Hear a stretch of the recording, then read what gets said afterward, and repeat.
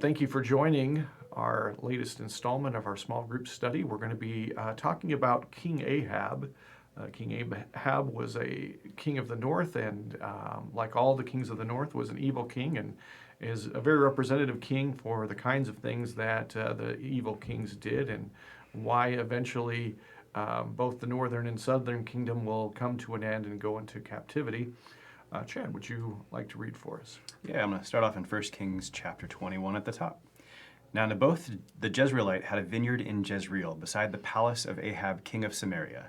And after this Ahab said to Naboth, "Give me your vineyard, that I may have it for a vegetable garden, because it is near my house, and I will give you a better vineyard for it. Or if it seems good to you, I will give you its value in money." But Naboth said to Ahab, "The Lord forbid that I should give you the inheritance of my fathers." And Ahab went into his house vexed and sullen because of what Naboth the Jezreelite had said to him. For he had said, "I will not give you the inheritance of my fathers." And he lay down on his bed and turned away his face and would eat no food. All right, so here we see kind of a little glimpse into the character of of Ahab, and before we get to this actual interaction, it might be good to back up a little bit and talk about kind of where we're at and how we got here. Who is Ahab and how did he get to the throne and all that kind of stuff. And so, we could look at the idea here of the northern kingdom and talk about how it was split off because of Rehoboam, Solomon's son, and his foolishness. Did God want the northern kingdom and the southern kingdom to be one? Ultimately, yes. Okay. And obviously for that time period, no. It is God's doing that they actually split. Mm-hmm. But I think, God's desire was always for the nation of Israel to be one. Okay. At least as an ultimate. So if God wanted Israel to be one, then why did he allow a split to take place? I guess I look at that the same way that, that maybe some things that we might view as not being the greatest of things enter our own lives. And, God's got a destination for us, and that's, being sanctified in heaven with him. And sometimes we need to be purified or at least have some things taken from us.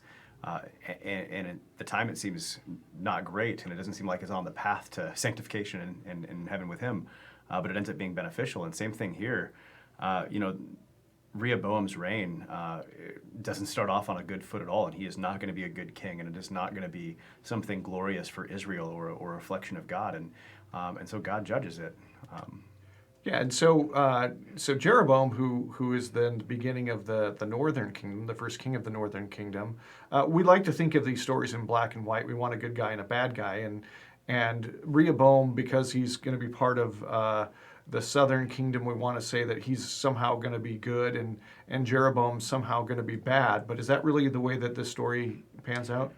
No, they both have got their shortcomings in this case, and Jeroboam is actually anointed to be king. God lets him know through a prophet, "Hey, you're going to be the king of the northern kingdom," and yet he institutes idolatry like from day one, fearing that the people are still going to have some affinity for the southern kingdom, and so he's not the greatest. And then Rehoboam just he's a mess.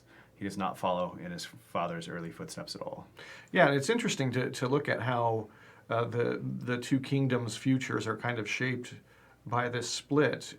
We have a situation where Jeroboam could have led the northern tribes to be close to God, but because he was afraid of them going to Jerusalem to worship, he ends up setting up his own centers of worship with idols. And how do you think that affects the trajectory of the northern kingdom?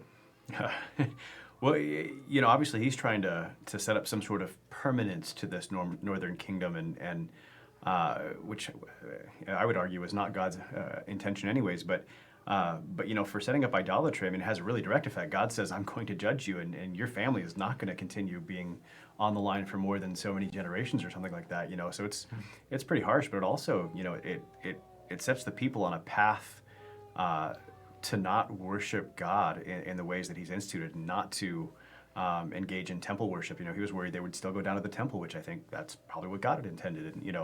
But obviously he viewed that as a kind of a threat to his power.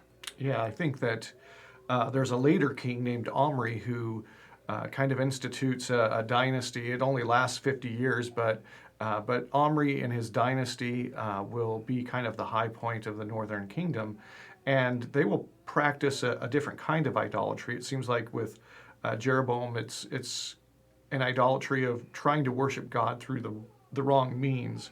But with Omri, he'll take that farther, and they'll start worshiping foreign gods. And it seems clear that there that that there's been a preparation to go that far by the first step that Jeroboam takes. Now, Omri's kingdom will kind of reach the height of its power, and in some ways it will be a much more powerful kingdom than the southern kingdom. And there's all kinds of evidence that they found through archaeology that he had a very strong, him and his son Ahab will have a very strong military that they'll build a palace that's kind of the biggest construction project in the whole Middle East at the time. They're going to be very strong. How do we kind of reconcile the strength of their kingdom with their idolatry?